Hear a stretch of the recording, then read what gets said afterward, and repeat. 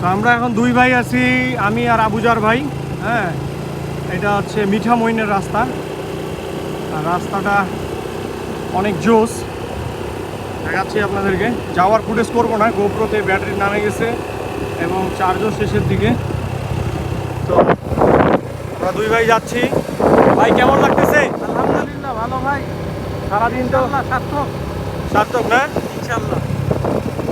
এর আগে কখনো এরকম বাইক ট্যুরে আসছিলেন? না ভাইয়া ফার্স্ট। এবারেই ফার্স্ট, কিন্তু এর ভবিষ্যতে কি আসবেন না ভাই?